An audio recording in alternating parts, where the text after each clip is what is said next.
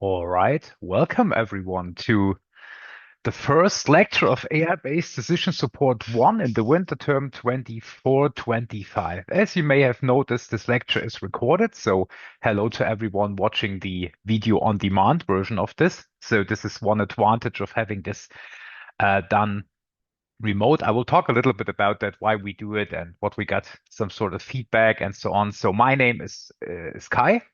I will be your instructor, so to say.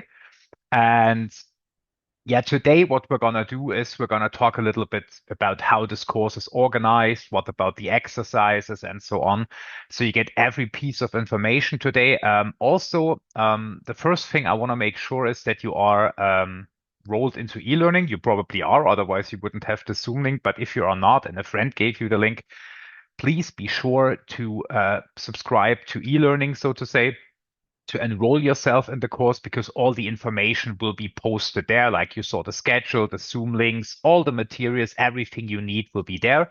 The video on demand will also be there. You see the link in the general information.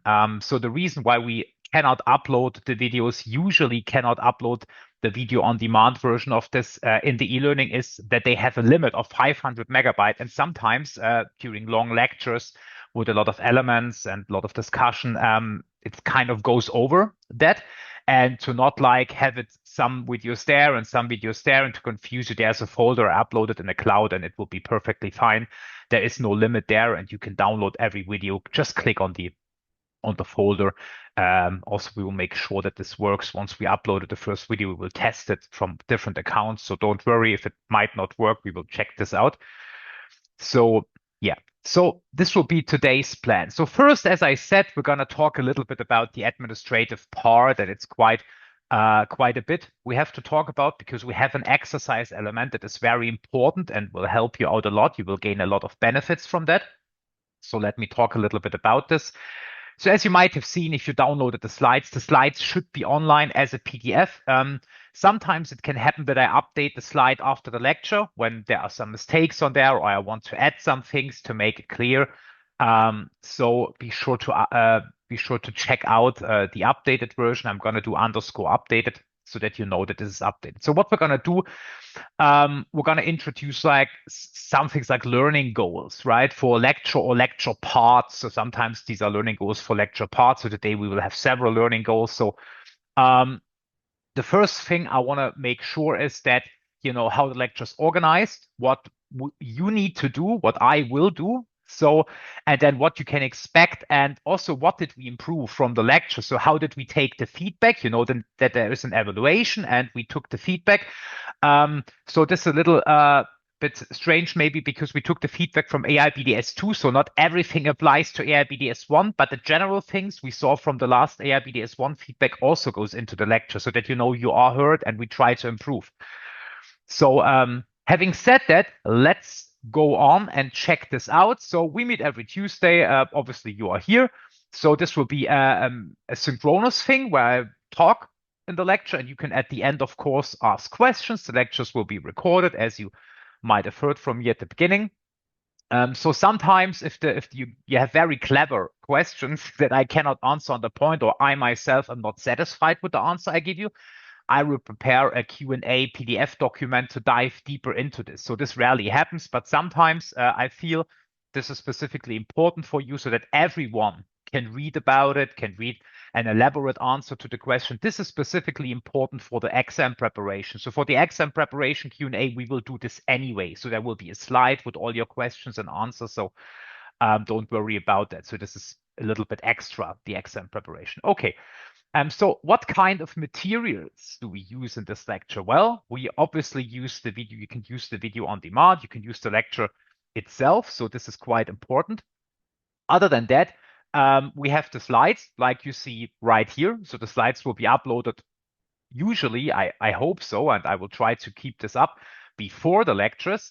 And then we have lecture notes. Lecture notes is like a blackboard, like it's not a whiteboard because there are things on there already so that you can read it because my handwriting is awful. I tried to fix this, but my handwriting is what it is. So what you will get is you will get, once we get to the modeling part, I will explain a little bit later, you will get lecture notes that are free from any handwriting. So you can read it, right?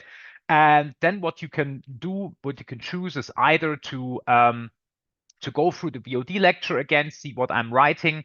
So it's like a simulated Blackboard, or you can do your own notes on the empty lecture notes. And of course, after the lecture notes with my writing will be uploaded also as a separate version. So you have like many roads to go here, whatever you prefer. You can do it, you can annotate it yourself, you can annotate my version, you can annotate the empty version, whatever suits you best, okay? And there are some papers that specifically for, I think this is only for the first lectures because I do not want to overwhelm you with papers already. We will do this in the later seminars. So I think there are 2 papers specifically for this first part that are easily readable. You can easily get into this, and it explains quite well some basic thoughts about machine learning, about AI-based systems. So the core of the subject will be explained very well. One of the papers is also co-written by me, so you can make sure that I understand what I'm teaching you here. And the other paper is to distinguish it a little bit from a classical statistics class, because you might find, oh, why is he teaching us regression? Why is he teaching us logistic regression? I already know this stuff. So I feel the need to talk about this because there is a fundamentally different approach to predictive analytics, is what we do in AI BDS1, than compared with the aim when you have a statistic modeling. Okay, so there will be no exorbitant amount of papers going in here. Okay. So as I said, the lecture notes, the filled out lecture notes, right? Always after makes no sense before, because I wanted to just like interactively develop it. And if you have a question, I can make sure that the notes are correct. Maybe you say, hey, this is wrong. This should be 2.5 instead of 2.0. And then I will say, yeah, you are correct. And I can correct it. So this will be the better way to go. The exam is a written online exam. So as the lecture, the exam is online. So it will be what we call, I think, a take-home exam, right? I already cleared this with the examination office, so I can tell you this time right away, because in the past there were some uncertainties here. So there is theory and some calculation. So it's like 50-50. So it's not some, it's a considerable amount, but they are not hard. Like if you can do plus and multiply, you're pretty fine. So there's no like derivation or any kind of things that will get you or might get you into trouble. Sorry if you are the king of derivations, and then you surely will not be into trouble. So as I said, important, check e-learning frequently before each lecture. So you see that we have a lecture schedule. I will prepare the lecture schedule for the week, usually at the beginning of the week. So on Monday, I will say, hey, this is the date, this is the Zoom. Of course, we always meet at that time, but it will be a different Zoom link. So it's not the same Zoom link. The Zoom link will be posted. So this gives me control over every lecture. It's quite nice to organize it that way. So you just have to click the link, or you copy the link. I think it's not clickable, but you copy it, put in the code, and you're here. Okay, perfect. So these are some easy things for the lecture.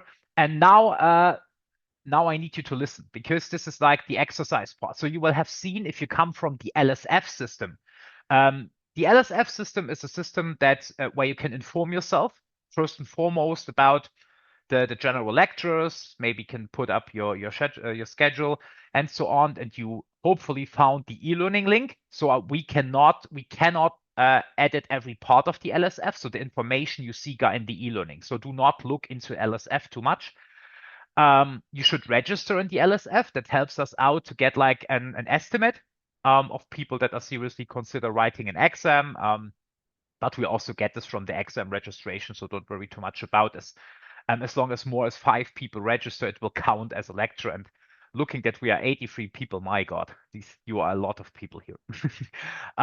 So this will be totally fine. Okay, now talking about the exercise and the LSF, you see a room there, right? There is a room in LSF. So we do not use the room. You can use the room if you want to, but it's just somehow, strangely, in LSF, we need to connect a room to the exercise. I'm not sure why this is. And for the lecture, we don't, because it's an online lecture. So we do not meet in the room. The exercise is for you to do at home at your own speed. The exercise that fits with the lectures will be DataCamp lectures. So you will learn to program, but not like learning hardcore Python, but the aim is to learn data science programming. So everything that we talk about, you will learn. You will learn how to deal with data, how to read data, how to manipulate data. Later on, it will be important that we can talk about how to model, right? So we talk about how to model. And this will be first and foremost our goal with the DataCamp. So why did I choose to not have like a centralized exercise? There are many reasons. First of all, you actually don't need an exercise for the calculations because they're very easy and we will do them in the lecture, right? We will have some examples and we have an exam preparation that is full of tasks that helps you to conquer that part, right? So and also, what I want to teach and want to train you in is programming, because in real life, you're not going to sit with a piece of paper and calculate it by hand. You will let a program do this. Like machine learning, as the name says, is not about calculating things by hand. We will make sure in the lecture that you have a basic understanding of machine learning. That is true. You need that also to program, to know how you program it, how you configure the algorithms, what would be a good pipeline, what would be a good idea, what are some creative ideas to transform the data, because you have to give the instructions. And if you don't know what you want to instruct, then this will be like horrible for you. But you will learn, once you know what to do, how to transform this into code, right? So DataCamp lectures that you can do at your own time. You have to finish them before the exam. So we will check that you've done every lecture, but this is like a video lecture. And then you have to program. Everything is in browser. Don't have to download anything. It's beautiful. And the advantage is, so in DataCamp, there are many courses, and I've prepared so-called assignments for you that you can check out and need to do. You need to do the assignments, but on top of that, you can do all the premium content on DataCamp completely for free. So if you, for example, say, hey, I want to learn time series analysis in R, we will be using Python, of course, but you just want to do it on your own time, you absolutely can, right? And this extends a little bit, I think 1 or 2 months after the lecture, so you can still learn. And if you're really interested, I can get you in the next semester group, so not in the learning group, so you don't have any assignments, but you can keep on learning in DataCamp. So I will absolutely do this for you if you write me a mail at the start of the next semester. But then again, if you do AIBDS2, we automatically will be like, you need to click the link again, and then it will happen. So how do you get in DataCamp? This is the important stuff. So there is an exercise information in the e-learning course, right? It is also on the next slide. So this is very important that you follow all the instructions there correctly, because this is like a thing students sometimes get wrong. So this is your first test. If you're able to click a link and to register, then you're fine. You should be able to do this if you take this class. If you're failing repeatedly and clicking a link and registering, you might want to reconsider your career choice, okay? So you will need to complete all the assignments in order to be able to take the exam. This is very important, so we will check this. All assignments are due 25th of January. So this is kind of important. I want to give you as much time as needed. The problem is we need to do this. We need to check if all assignments are complete, and we need some time for that. So this will be the deadline for all assignments. So if you've previously joined AIBDS1, we had like this initial appointment where we removed people from the course. We got rid of all of that. So you have enough time. You also have enough time to click the link. I will not like say, okay, don't click the link. If you don't click the link until a certain date, you will be removed.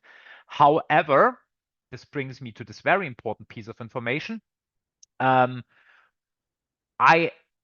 need you actually, here it says you are out of the course. The problem is you're not really out of the course, but the problem is I will upload the assignments the next day. And the problem with DataCamp, sometimes, I'm not sure if they fixed it, is if you register later than that, you might not see the assignments. And for that, you're out of the course through your own mistake, basically. So I might want to clarify this, and might want to edit this. So I'm not throwing you out of the course, but it will be harder for you to see the assignments, right? So I might want to formulate that differently in the e-learning. But this is kind of a warning to keep some pressure onto you, right, to actually click the link. So I saw a lot of you already clicked it, and I saw a lot of you already in the DataCamp course.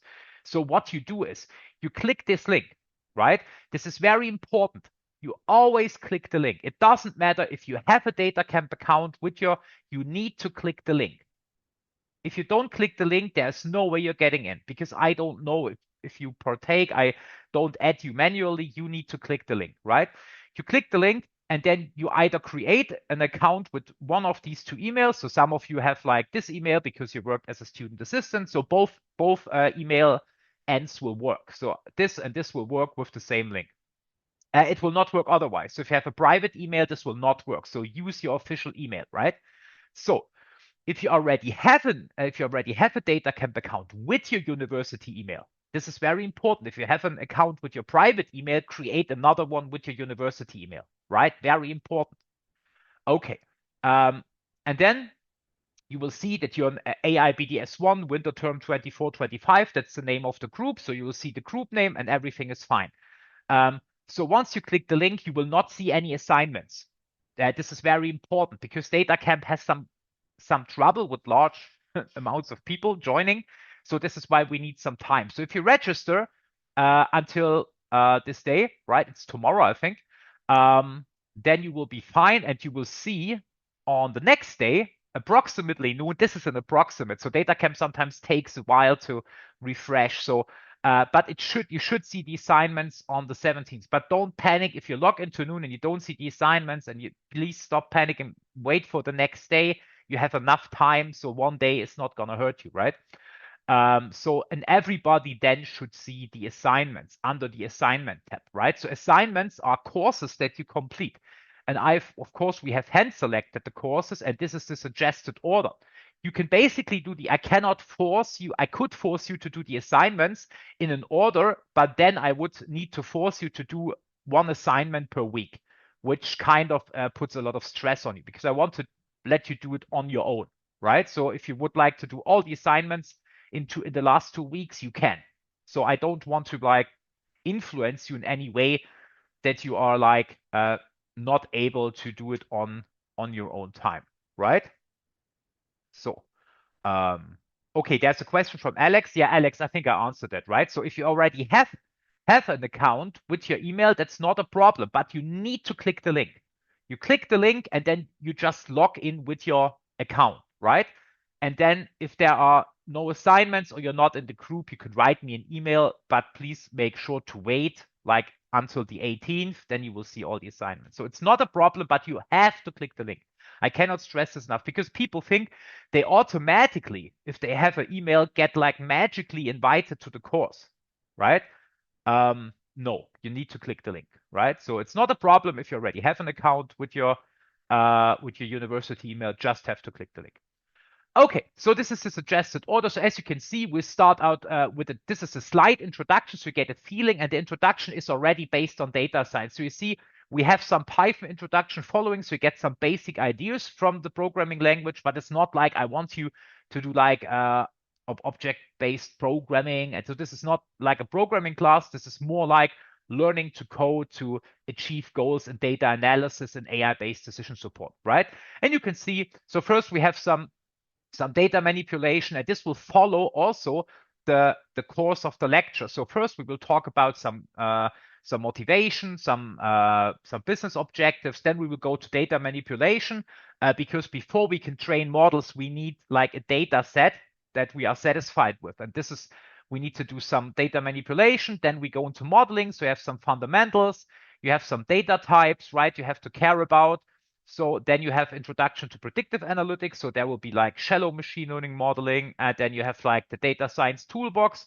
So then you have some intermediate Python, and then you have some supervised learning with a package that is very famous, the scikit-learn package, where you have like functions to train models very easily. So don't have to care like a big deal about this, right? So it's all very enjoyable. And the thing is, there is not something like you have to pass these courses. You just have to complete them. Okay.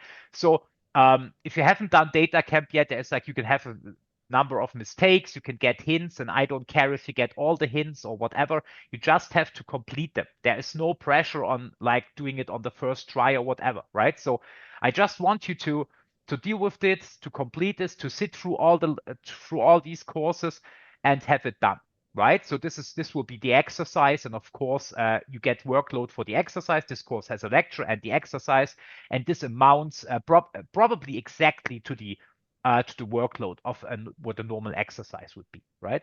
But the beauty is you can do it at home, you could do it on your own time, you don't have to come to an exercise every week, right? So, and why is this important? Because I've done like in the past exercises where we teach programming. First of all, we don't have PC pools that are large enough. Now, like now we are 100 people in Zoom. So assuming that people maybe will not join the lecture and will say, it's boring or whatever, they will go to the exercises. You know this yourself. You're all students, right? I was once a student too. I did the same thing. So no shame in that. However, we don't have like PC pools for 100 people. And then everyone is different. Like there are people that do it in the first 10 minutes and there are people they take 2 hours. And there's nothing wrong with that. But dealing with that and 100 people in one room is impossible. You will get no advantage. It will be chaos. You will learn nothing because we have to cater like to people that need a lot of help, and the other people don't get like maybe to the advanced stuff fast enough. So this is why we do that on your own time. And I think this is a perfect solution for you to also learn practical programming, because this is a large part of this. And we will continue this in the seminars, and where you can choose practical topics. If you're not into practical topics, there are also theoretical topics. So we try to offer you a large perspective on AI-based decision support. Having said that, what to expect. So we're already in the what to expect kind of realm.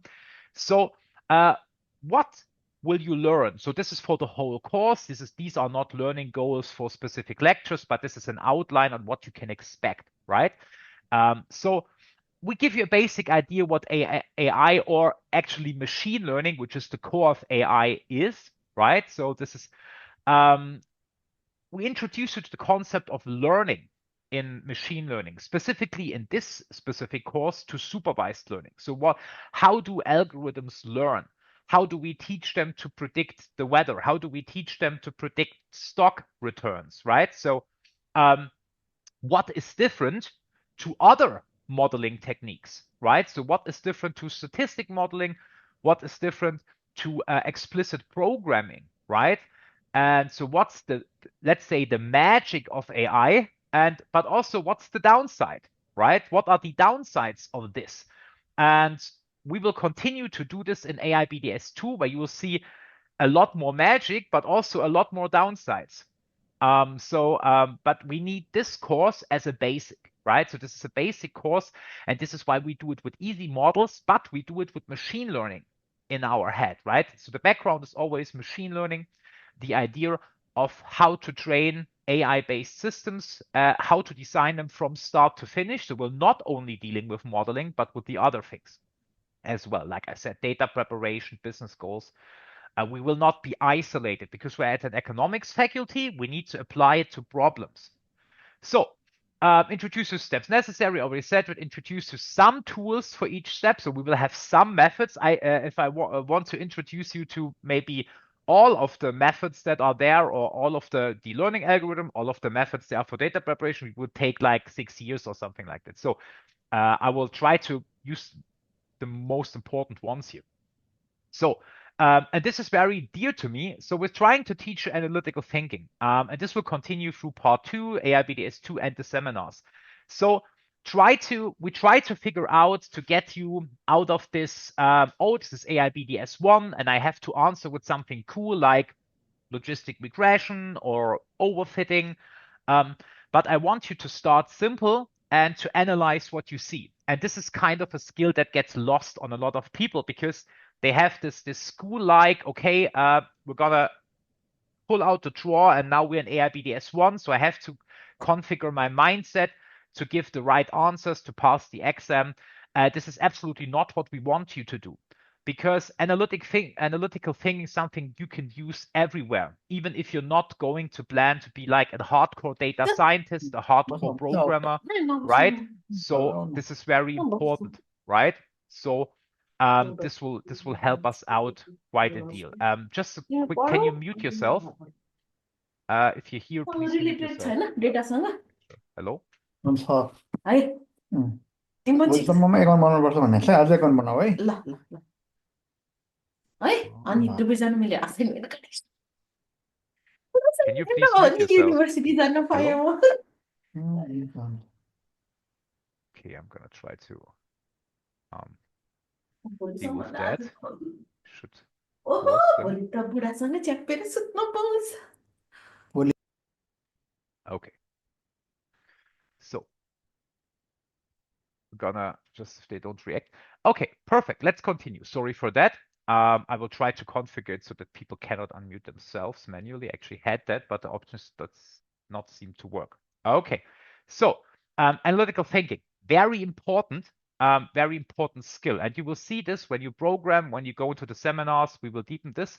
And also I will show you constantly that this work is hard. It's not like I said magic, but for the magic to work is a lot of things to do. You will see that we spend a lot of time preparing the data. We have like 70 to 80% dealing with data issues. And if you ever worked or will work on a practical project, you will be totally disenchanted. And I want to disenchant you a little bit now so that you're not like, oh, but in the lecture it was very easy. And now we have all this data, these data problems to deal with. And we will deal with a lot of data problems until you can actually train a model, right?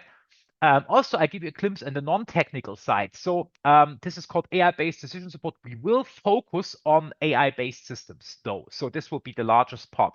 As one feedback I got was that people wish for more of that, and I would love it because this is actually my field of, or one of my fields of research, is how humans interact with AI. So human-computer interaction, things like algorithm aversion, acceptance theory, but this would totally explode the lecture, right? So we will do this and we will discuss this at suitable times. So when some problem comes up, and we will do some of this today, so that you know, okay, don't only look at the result, but also look at how people would people actually use the system. So I would like you to always think like critically or analytically, okay, the system is nice, but would people actually use that in that context? So in some contexts, we can just be focused on performance, like detecting some errors in a manufacturing context. There is no real risk if the model is really good. But if you work with personal data, we have the law, like we have some acts to say we have to be transparent if I use personal data, and other things like medical AI. You can ask yourself, do you really want like an AI-based doctor doing the diagnosis, doing the treatment? You say, okay, maybe that maybe helps with the diagnosis, doing the treatment. So you see, what kind of parts do we delegate to an AI? And it doesn't really matter how good the AI is. This is obviously part of it. So people will accept an AI more if it's good, you know. However, there are some boundaries where people say, no, I want a real doctor, right? And of course, humans are different. Some people say that, some people say that.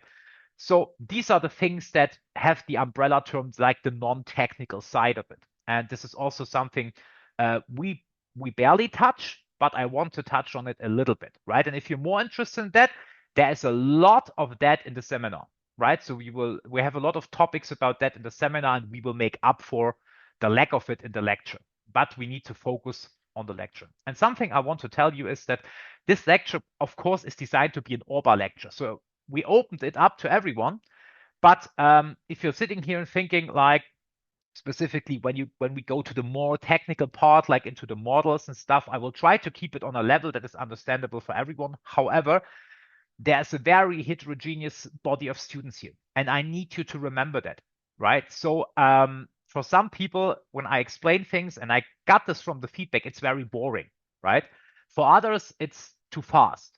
And for some, it's correct. So I try to hit the middle, but this will disappoint the people outside of the middle, right? So there will be some people that will not be satisfied with this class. I can tell you from the get-go, we are too heterogeneous so that everyone says this is cool, right? So sorry for that, but it's probably impossible to cater to this. But I want to give everyone the chance that wants to do this class to do the class, right?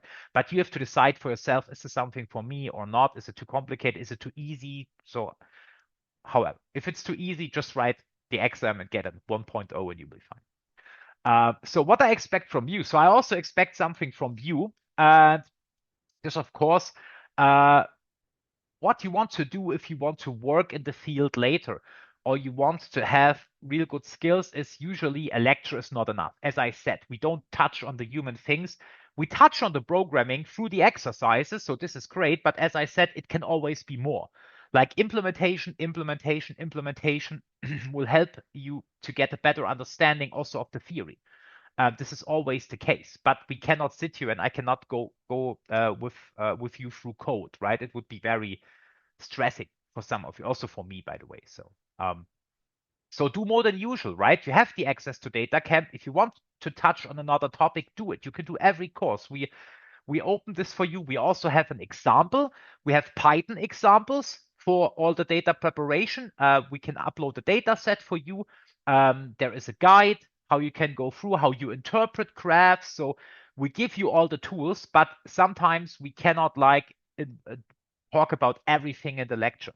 So, and of course, these do more than usual will also not be part of the exam, right? So it's not expected in the exam. However, I kind of expect if you're interested to do more, to work hard on yourself, to become a better data scientist, as the job is called, or even to become more familiar how AI works, what are the weaknesses of AI. And you can do both. You can be better at programming these systems, designing these systems, and understanding these systems from a human AI communication point of things. Like both of these things we touch a little bit on, but not deeply, with the programming side being represented in the exercises though.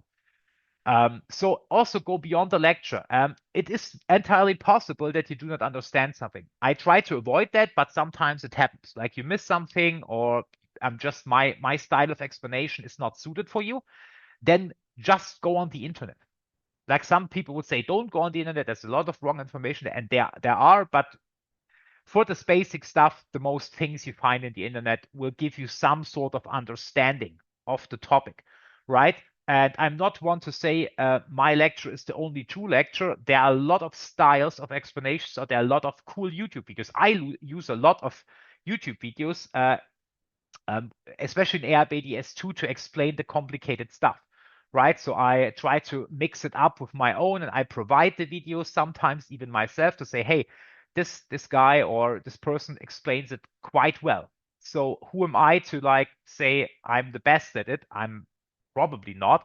And there are people that if the explanation is really good, you might understand it better. So do this. I encourage you to do this. This is how you learn from different sources. And there will be some kind of what we call an aha effect where you say, oh, now I understand it. Now I get it.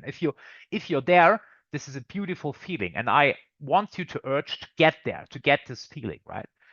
But also to be critical and analytical about what you learn. You say, okay, why is this the case? And shouldn't it be that way? And these are very good thoughts also, right? So I know that a lot of you is like, okay, I'm going to do this lecture because it has AI in it. And we did this on purpose. It's kind of cool. You see, we are 102 students here. So it worked, at least for the first lecture. So generally, what happens is that people see this for another lecture from my CV. And it's okay if you do, right? I won't say this is bad. I know it's university, you get through and then you want to work. I know that some of you think this way.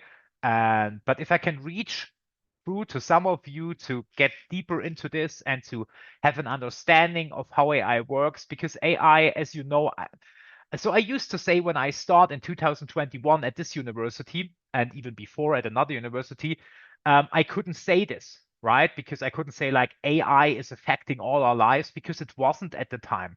It was maybe indirectly if companies used it, but they barely used it. They used it to predict something, maybe how they can do better, how they can manage some processes better and predict some events that happen in processes. However, now I can say it for sure that AI is a large part of our lives already, and this will grow exponentially. So to understand and to have the critical and analytical skills, to ask yourself, is the AI output here really good? Can I use that? What do I need to do? Also, how do I need to talk to the AI? How is the AI trained? where do the weaknesses in, for example, in ChatGPT come from? Where does the weakness come from in Midjourney? Why do AI videos look so bad? They will look better, right? And some of them already do. So to get an idea and to be in the spot, and maybe to even implement your own ChatGPT at home that you can configure to your liking without any like problems that are created by the developers, right? So they have some kind of hard-coded things, like you can't ask about some diseases and stuff like this.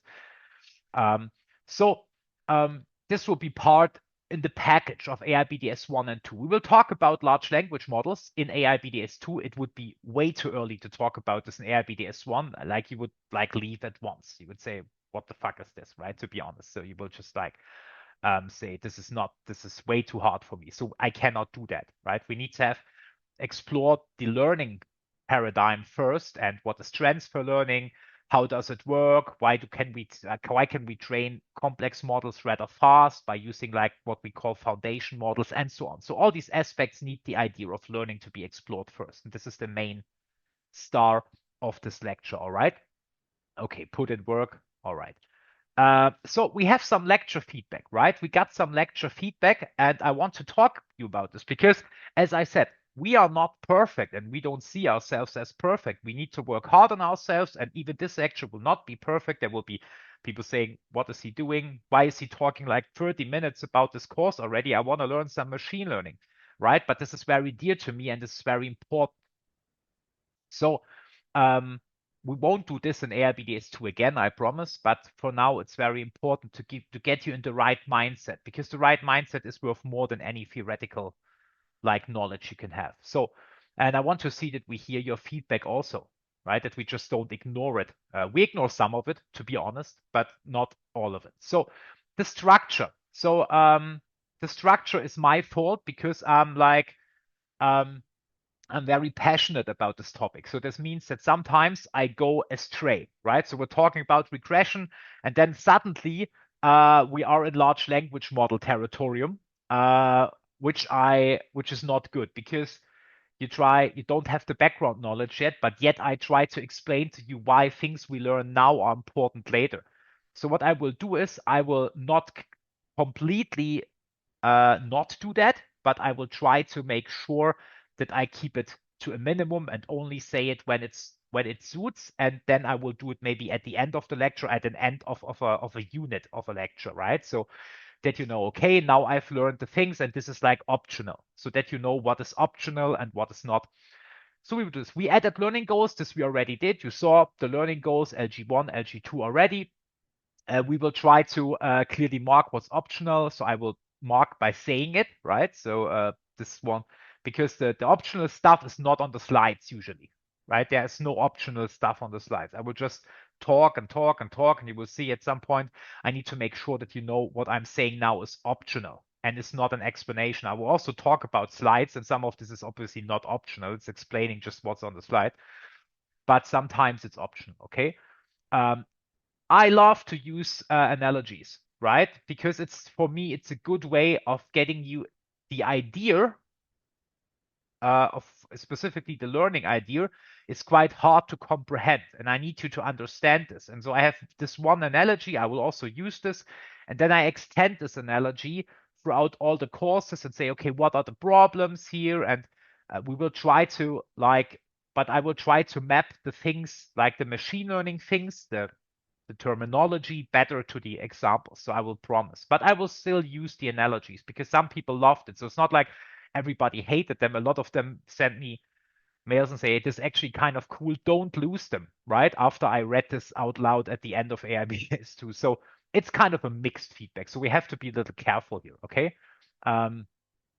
Some people so this is like AI BDS 2. So we just done the higher draft. This doesn't make sense because like this was AI BDS 2 and the 2 suggests you have to hear 1, but we'll try to close the gap a little bit better between 1 and 2. So this also applies to here because we are sitting in 1. And also, as I said, I would love to teach you more things, but there's just not time for it. Like specifically in AIBDS2, we have XAI, we have fairness, we have algorithm aversion, all these stuff I already talked about. So let's try, I will try to incorporate it here and there. But as I said, I need to focus also on getting the main idea across, right? So this is the problem of every teacher. And I try to solve this, but it is actually unsolvable. So, okay, so what is ahead? So we are sitting right here. And as you might know, we have other seminars. So we have AIBDS2.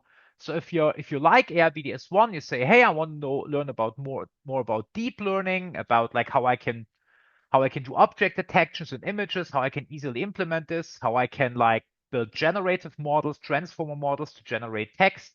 All these things will be learned in AIBDS2, right? How I can apply time series models like LSTM, which actually are a precursor to the transformer models that power ChatGPT, for example. So if you want to learn this, AIBDS2 is the way to go. Then we have scientific project as a preparation for the master thesis. So here we will have practical projects where you can design systems, also oftentimes together with optimization. So this is these topics are for OBA students, right? Because you need some optimization knowledge usually also, because we do things like contextual optimization, where we have prediction, which is taught in this course, but also optimization. We try to combine them, right? But this is taught like from Professor Ulmer, from Professor Neufeld, and so on. So the OBA students listening, these would be the topics. But we also offer like literature reviews and all these topics, like topics about algorithm aversion, how humans perceive it. This can be done by everyone, right? So it can be a marketing student, finance students, MS students, I don't care, right? So everybody can do them. And then you can write a master thesis on either topic, right? So we've quite a lot of topics. All right, so this was all about like the administrative things, right? So what we're going to do is now we're going to talk a little bit about decisions and AI-based systems. So as I said, we have learning goals. So this helps me to structure it. So you might ask yourself, why is he talking about decisions? Because I love the concept of decision, and so should you. Why? Because the decision concept, so most of you, I assume, study at an economics faculty, at our economics faculty. If not, this is still a nice concept for you, no matter where you come from. So why are decisions so important, right? So this will be the first thing. Why are they important, and what have they to do with AI-based systems? Like how can we support decisions with that? So what actually is an AIBD, an AI DSS? So what is an AI-based decision support system? What does it actually mean, right? And then what challenges we are facing. And this will be a rare occasion where we actually talk about also other stuff. So how humans perceive systems and so on. So let's go straight into the decision thing, right?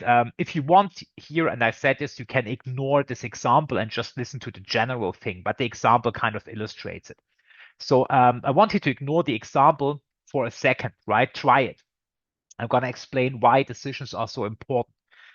So when we talk about economics, or generally the concept of economics says, okay, hey, listen, what we need to do in our daily lives, and specifically when we're on an organization, we have to make decision. Everything is a decision, right? The decision to this morning say, hey, I'm going to go to the AIBDS1 Zoom meeting, right? Some people decided to do that. Actually, 105 people decided to do that. So basically what you do is you choose what to do. And we call this in the theoret, we have a theoretical decision model that's pretty easy. We say this in action. So for example, you could have chosen to just sleep in and don't care about AIBDS1. Or you could have said, hey, I care about AIBDS1. I want to join this. So this was your decision. We call this taking an action, right? So could have taken either action. So now the problem is, how do you, so there are two kinds of problems we're looking at from a science perspective. And among those two, we can order every single professorship in this faculty to one or the other. So, or to both. Some are also active in both because they are a precursor to what we need to do. So let's say we want to know how you make good decisions. So you have a situation and you want to decide, do I go to the class, do I not to go to the class? So this is called normative or prescriptive decision theory. That means that how do we make good decisions right now, right? And then, so like for example, everything in Orba is doing that, right? Everything is Orba, and Orba is doing that. Also, people that have like game theory, they are doing that. Like, how can I make good decisions? How can I negotiate, right? How can I make good decisions for the economics of a country, right? So even the economics people, they having models for this. How can we do this? How can we calculate stuff here? So, and the other thing is we look at these decisions after they have been made. And these are all the people that do like empirical research here or behavioral research. For example, marketing. Why did you buy the product, right? How does the price influence if you buy the product? Do we need to use a freemium model? Can we do some pay to win concepts like in the gaming industry? So we look at decisions and try to explain these decisions. And the funny thing is that when we try to explain these decisions, we see the human side. So also everything that is like AI-based optimization is in here. But when I talk about human AI communication, how do people perceive this? Why do people, for example, choose to not trust the system, to not take advice for the system, which is the core of algorithm aversion? Why are people averse to algorithms? Then it's that because we analyze the decision that they did not take the advice from the system. And so like Professor Ulmer, Professor Neufeld, Professor Kleber, they are all in here, right? Like the marketing professors, they are in here, and like Professor Sartri, all the other professors are in here. So we can basically divide this up because it's that central of a concept. And this is, I wish people would have this at the beginning of their study, like saying, okay, this is the faculty, these people care about that, and the other people care about that, right? And some people prepare the system, right? So as I said, and that's now we can start looking at the example, right? So the example is pretty easy. It just says, okay, I want to make a decision, and it's very easy, and it's also a very stupid example, but it's easy.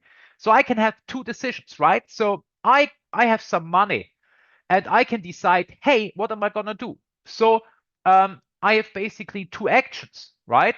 So I can say, hey, I want to build a manufacturing plant for solar panels, right? So and the question is, how many units of solar panels do we produce? The first is I produce 0 because I don't want to open a plant. I don't want to open a manufacturing plant. So I say, okay, the decision is I don't do anything, right? And the decision actions the same. To don't do anything is always there. Like you can do nothing, basically, always. And sometimes doing nothing is the correct decision, but not always. And then I can say, hey, I'm going to open it. And in this easy model, this model says here that we get 0. If we don't do anything, we get 0, but we also don't lose anything. Nice. Okay, so we get 0. Makes sense, right? Now this model says that we can get 2,000 euros per solar panel, right? So the revenue per solar panel is 2,000 euros. That's great, right? So I get something. Now, if I ask you, is this a good model, right? Or if I ask you, what would be questions about this, right? If you read this, not in an exam where it's easy, but in real life, if someone comes to you with this, what would be your questions? And I want you to type into chat, what would be your questions? Why do you think this is a bad model? I give you a minute right now because we need to discuss why this is a bad model. And I want you to analytically analyze the situation. I don't want any fancy machine learning words. We're not there yet. I just want you to analyze this in simple terms, right? Like a child, like a 5-year-old child, right? I want you to analyze this and just say, is it good? Maybe some of you think this is good. Maybe some of you think this is not good. I want you to ask questions about this. I want you to criticize it. Go. Okay, let's see. Oh, I love it. The chat is filling up. Okay, let's see. Okay, cool. So I'm gonna read some of the things because they seem very cool. Okay, where are the risks and costs? Yeah. So it's binary. Is it sure that I will win Oh, that's perfect. You already covered everything I wanted to say. Because timeline to achieve 2,000 euros. Yes. Is there an upfront investment? Yes. What's the chance of losing? Yes. It ignores the production cost and cost effect. Perfect. You are very, very good. All of these points, and I love, because we have the next slide that says this is actually bullshit, and I have a model that is, but still it's very bad model, but it's better. So let's go through some of them, okay? So it's binary. Of course, it's shit because it's binary. I can either invest or I can build a factory or not. I can do all other things with my money as well. Why don't I like buy a bookstore? Why don't I do a McDonald's franchise? Like, or also, why do I not produce like how many units of solar panels do we produce on machine, right? So this is like producing one solar panel. Why don't I produce more solar panels, right? So as we see, the environment says I can get 2,000 euros per solar panel. Like this also plays a role. So we at least have the environment that says, okay, there is a market where I can sell these. Like, and then we have a personal preference that says, hey, I want to make money, right? So that means this is good.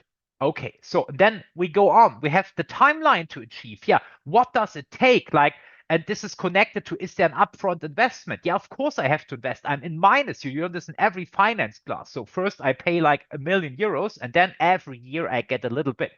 So first of all, this doesn't consider time at all. It's just a snapshot. At some point in time, I will get maybe 2,000 euros. So it doesn't reflect on any cost, on any risk. Also connected, what's the chance of losing a solar panel? So the risk, right? So where are the risks and costs? This was also something. We can combine the two.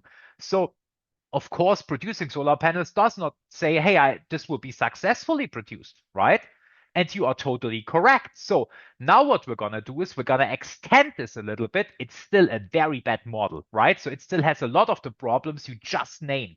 But what we now do is we address the risk factor, right? And so what we do is we add what we call environmental states. So we at least acknowledge a little bit of the things you said.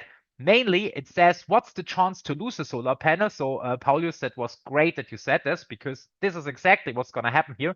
And also where are the risks and the costs, of course. So it still ignores the costs. To be honest, it still ignores everything that is like the upfront investment. It doesn't have time, right? It's still a snapshot. But now two things can happen. So here, in the thing before, this is like the probability of this happening when I take this action. So when I take this action, the probability of this happening in my model is assumed 100%. So 100% nothing will happen. Here, 100% I get the 2,000, which is stupid because a lot of things can happen. Like, in this case, two things can happen because still a stupid model. So the first is like the same. So everything goes right. So I can produce it. I get 2,000 euros, still ignoring all the costs, still a bad model. But now something else can happen, right?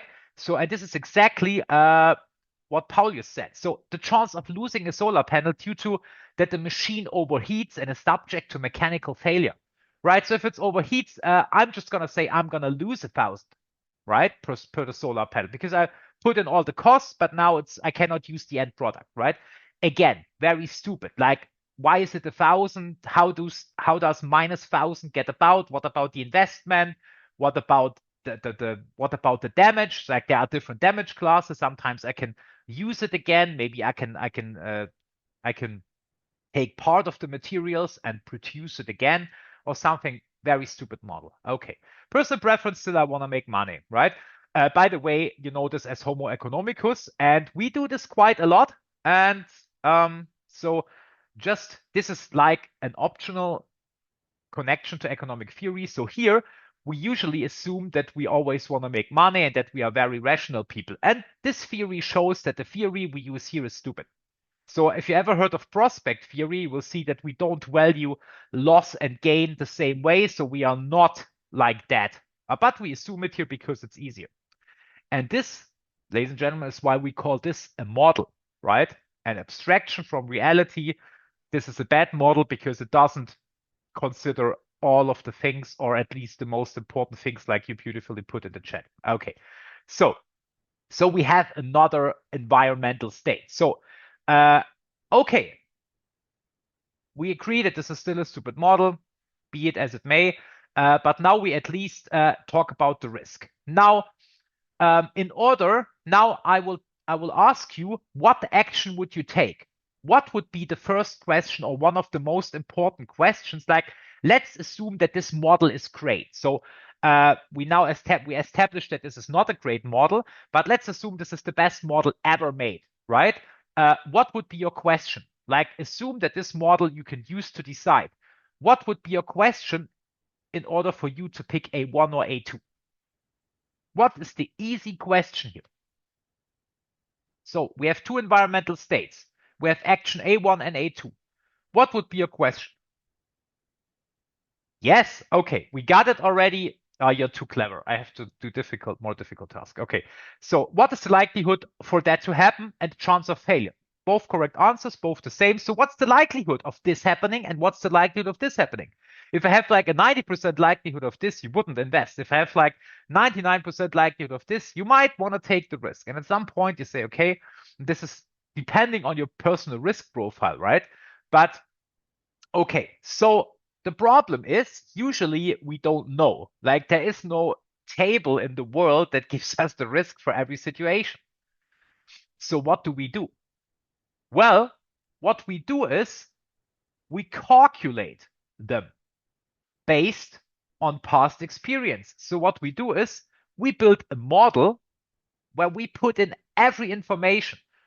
And here I have two pieces of information for you. So we have data we take data from past manufacturing processes where we know, okay, solar wafers that the machine overheated and was mechanical failure, and so also cases where everything went correctly, right? So what we do is we take the temperature of the machine or of many machines during the manufacturing process, and we also detect errors. So we detect errors at previous manufacturing stage. So maybe some dark spots on the solar wafer, on the solar panel, and so on, right? And then what we're going to do is, then we even go one step further. We say, hey, this is a manufacturing process. And what we're going to do is we're going to look at the process, right? Because now time plays a part here.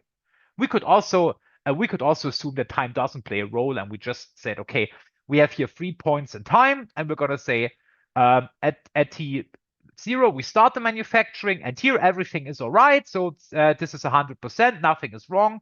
Revenue 2000. Here we see, okay, we get some signs. The temperature rises, we get some spots here, and we say, okay, our model predicts, oh, there is a 30% failure. And then it gets worse, the temperature rises, and we get more dark spots, and the model says, oh, look at this. So at all these times, we can make different decisions, right?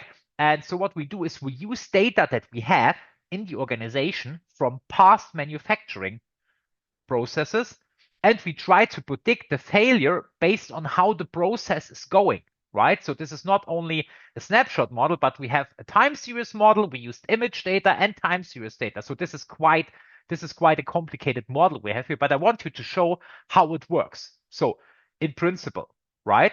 Oh yeah, we use time series model for this, and we don't have to, right? So imagine a manufacturing is a process. Obviously, you start at some point. So this, of course, is simplification. It could be more timestamps and so on, but I just don't want to overwhelm you. So, but what we will do is we will build a model that analyzes the temperature at points in time, that analyzes let's say the camera for each point in time also makes images of the solar wafers at this step, at this point of time in the production process, in the manufacturing process. And then we have a model that says, how likely is this going to fail at the end, right? So, and this is a model we can definitely train. And yeah, it needs to be a time series model for this, because for this, we need to look back at like, how is this temperature trend, right? So this is the cool thing about this, because the combination of this temperature and this temperature could play a role. The combination of this and that could play a role, right? So, and it will learn from past combinations of temperature and maybe dark spots, and it will learn how to predict it correctly. Yeah, and we will learn how to build systems that do exactly that, and that will help to make decisions. So this is only one way calculating the probability here, but this is usually how it will go. So this is what we're gonna do, right? So this is a boring slide, so I'm going to skip it so you can read it on your own, such as big data, computing power. So I put all the buzzwords in here, but more or less, I want to go to the challenges right away. Okay, so so the beauty is, you saw in the example, we put in some data. X was some temperature data, some image data, very nice. And we get an output that says, hey, this will fail or not, or we even have a probability of failing it. So this is beautiful. However, there are some problems with that, right? So the problems, and this is for now, it's purely optional, right? You can note the problem category, but you don't have to explain this because this is straight from ARBDS2. But I want to show you up front that not everything is magic. So you keep it in your head. This is very important. Not you say, oh, this is beautiful, we can do everything. No, no, no. So the problem is, in order to achieve that, and this is why I chose a particularly complex thing where we have image data. Sorry, image data, temperature data is not very complex, but we have to join these data. So they might have other resolutions. So we have temperature every 15 seconds maybe, and the image we have every minute or so. So we have a lot of issues with that, and we have to combine it as an input. And that means that we probably need specifically for the image data, you can see this here. So we have an image data of an elephant here. And so we want to detect an elephant. So it's a pretty easy example. And we don't know what the model actually does. So the model puts out elephant, yes, no. In this case, it puts out the probability, will it be successful? Yes, no. So if we have a threshold of 50%, they will say, hey, it will be successful here, and here it will be not successful anymore, right? So and here it says elephant, yes, no, in this example. I took from a paper. So it's the same thing with image data, but image data is quite complex, right? We have a lot of pixels and so on. And so the problem is people don't know what the algorithm is actually doing. We have no idea in which situations will the algorithm predict it correctly or not, which is pretty bad for us because we actually want it to be a successful manufacturing process, right? So if we cannot detect the dark spots, or if we cannot predict the time series in the correct way, the data is not of any use for us, right? So, and this will be a problem if we cannot put this together. So this is called, the first challenge we have is called explainability challenge. So in complex networks, we cannot explain it because the input data that we understand, like the image, you can look at images. We all can look. You totally see this is an elephant. This is, okay, what's that, a Pomeranian? I wouldn't have guessed that this is a Pomeranian, but I would have said maybe a dog or a rat or something. It looks really strange. I'm sorry if you're a Pomeranian owner and I insulted you. But it's some kind of animal, okay? So we know when we see an image. But what you don't know is kind of this. So this is what the machine sees. This here is what the machine sees. And it's hard for us. It resembles an image, but it's hard for us to interpret. So the machine sees differently. And we don't know the rationale of the machine. We don't know the decision logic. But if we put something in a live manufacturing, or if we put, even worse, a medical AI that detects tumors, we need to be sure that it works correctly, that it is in line with what we call our mental image. So we want it to be at least as good as a doctor, right? Well, and sometimes the explainable AI can help. So we see here, this is one method that is put on top of this, on top of the deep learning algorithm. And you can see here, it highlights the pixels where the algorithm pays attention. Like if you had like a large tree in front of it and it would pay attention to the tree, you would see, oh, okay, this doesn't work. It pays attention to the tree and not to the elephant. So this would be a bad algorithm to detect elephants. So that's it, right? So we see the heat map here and we see, okay, we can now say, okay, we know the input image, we know the heat map, and we say, okay, it pays attention to the right elements or the wrong elements maybe. So a doctor could see this and say, okay, it pays attention to the right parts of the tumor, right? So we could actually, because we have in the middle, there is a lot of things we don't understand. It's a black box, if you ever heard of this. So we need to decipher the black box and project it back to the things we understand, which is the input data. We only know the input data and the output, and what's in between, we have no idea, right? So now here, the second thing is called bias. So that means that the algorithms that we use to predict, so for example, I will stick to the example right here, it predicts a failure, right? Predicts a failure rate, but now the data we put in there, right? All the algorithms are trained on the data.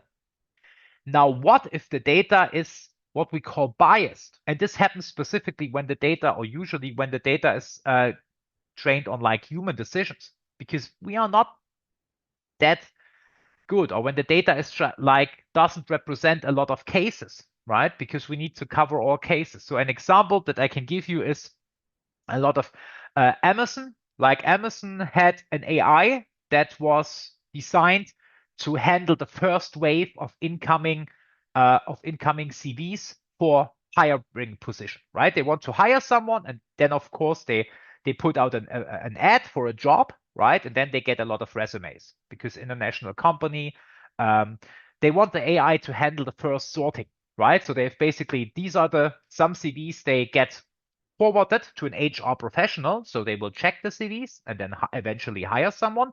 And the CVs that go straight into the bin, so to say, right? That they don't even consider. This was done by AI tool. And the problem was that the AI analyzed the text in the CV, and based on the hiring policy, because it connected CVs and hiring decisions from human experts in the past. So they say, okay, this was the CV, this one was hired, this one was not hired. And it turns out that they had a bad record of hiring women. So they basically dismissed, so the algorithm decided it would be best to dismiss all the women, right? And this, of course, is because of, not because the algorithm is a bad algorithm, but it was trained poorly because the training data was biased. So the algorithm itself was not, is not biased, but through the training, it got biased, right? So, and this is a thing that is very, very important, right? So, oh, there's a great question. Hi, Professor. Sorry for my basic question. Does black box issue happen in only deep learning, even in shallow machine learning too? It can happen in shallow machine learning too. So black box does just mean it depends on the human reading it, right? So usually in shallow machine learning, you have a direct connection via some kind of weights. But sometimes in algorithms that do not have weights, for example, in regression, we have a weight in front of a variable, so we can see the influence based on the weight. The higher the weight, the better. So if we have a weight of -1, that means, okay, it has a strong negative influence. If you have a weight of plus 12.5, it has a large influence, right? A positive influence. So the higher the variable, this is the effect. So we see it at once, right? So this is a shallow machine learning where I would say there is no black box issue. Usually black box issue is referred to in deep learning because of the box in between the input and output. But it can also be the explainability thing in general can also happen for tree models, right? But we will go into detail later about this. But yeah, it can happen too in some tree models. So you will use some XAI models also for tree learning because they are sometimes very complicated, could be called black boxes, like random forests and stuff like this.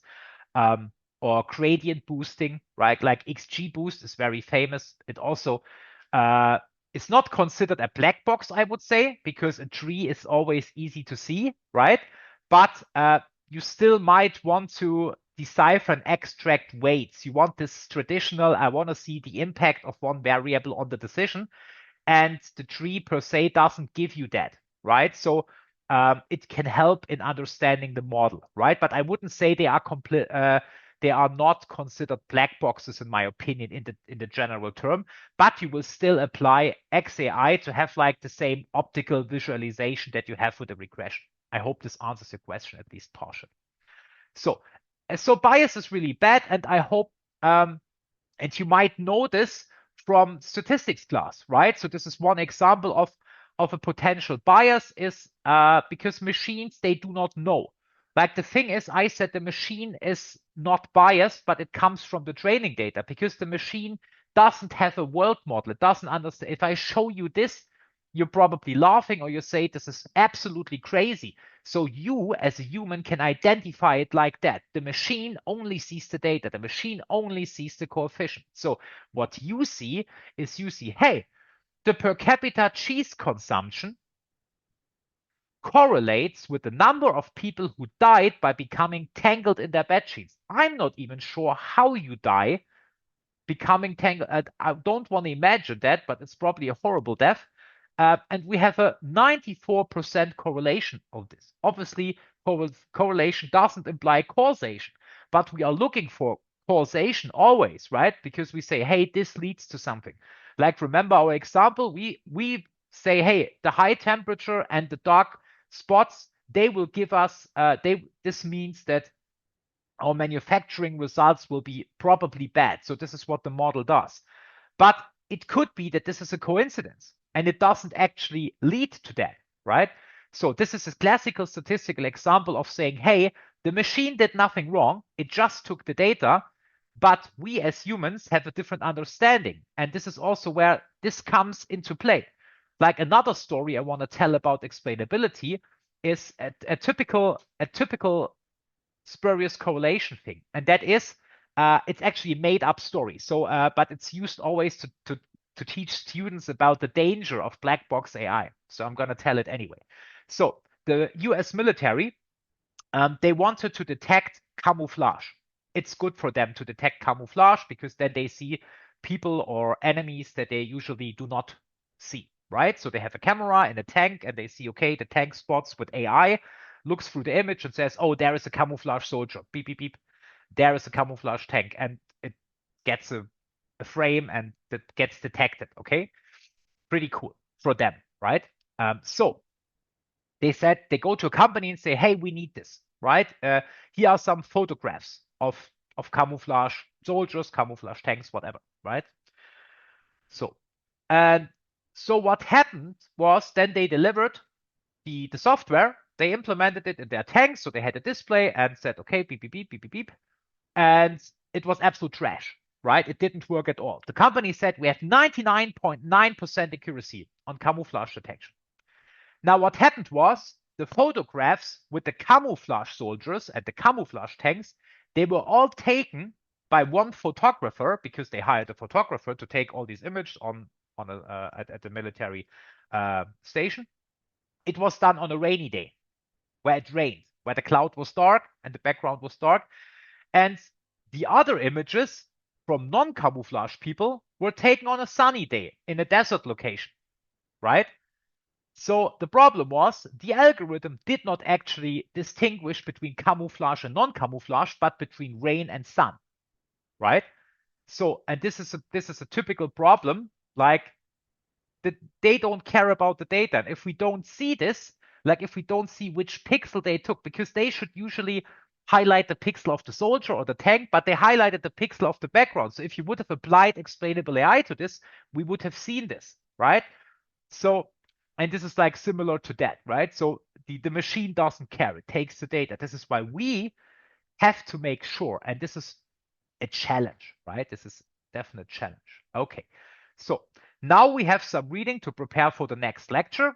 Like we have a couple of minutes left, but I want to use this to discuss, and if you have some questions, so don't worry about this. So next time I'll give you a quick look what we're gonna do next time. So if you feel like, oh, he didn't explain about AI, you see this is the real introduction. So today was like a snapshot of the course. And now we're going to really introduce it. So we're going to say, hey, what is machine learning in general? What is artificial neural? What are ANNs? What are deep neural networks, right? What's shallow machine learning? What's deep learning? So we've seen this in questions. And then also, what's the difference between deep learning, shallow machine learning? And this is where my cool analogy will play a role. So this is where we get an understanding, a basic understanding of machine learning next time. But it will be too much to start it now. And I think we've stressed your time enough for today. So these will be the learning goals for the next. And then we also will learn not only what does machine learning mean, what's the general concept, but also what are the steps in order to build this. This is called, we use a process model called the CRISP-DM process. And this will help us. I can give you this. So we're gonna fast forward a little here. Let me see, I should have remembered the slide number. And this will end up with giving us our future lecture plan. So we will next time, so we had an introduction today, and we will do the introduction to data science. So what's the basic things? Yeah. And we'll also do maybe an introduction to predictive modeling and also start with business understanding. So probably these topics will be covered next week, right? And so this will be our syllabus. So as you can see, we will go from, so these are the steps of the process. And I want you to really have this structure in mind. I will always redisplay the structure, this lecture. We also improved the structure for you. So we say, okay, we have some intro, give you some basic concepts. That's just, we need to do that. But we will revisit these concepts in every lecture, and we will apply them. So first we start with business understanding, data preparation, then the actual modeling. So this is where the actual machine learning happens. So this will be the largest part of the class, right? And then we will see how can we evaluate it. Is it a good model, bad model, and so on. So what is actually a model? What is a trained model? What is like a hypothesis, and so on. So we will talk about this here. But before, and this is very important to me, we will also talk about how can we build the system. So we will not start straight away with saying, hey, this is a deep neural network, without actually knowing what goes into a deep neural network and what actually does entail machine learning in general. Because once you understand this and the difference, once you understand this, you can apply this to any sort of algorithm, to any sort of machine learning algorithm. You just have to ask yourself, okay, this is deep learning, so we have this and that. And so I think you can use the analogy and you will understand this. Okay. All right. So with that, I want to thank you very much for joining me today. And now, of course, as always, it's time for your questions. And yeah, if you have no questions, see you next week, right? Register for DataCamp, very important. If you have trouble, send me a mail. But please, before you send me a mail, make sure that you are maybe that everything works, maybe, so I don't get 100 mails. But yeah, if you have really problems and you're unsure, you can always send me a mail. With that, I wish you a beautiful week. The weather is not so well, but still enjoy your week. And I would love to see you next week when we dive into machine learning, into AI, and into the concepts. Thank you so much. Can I ask a question? Sure, just let me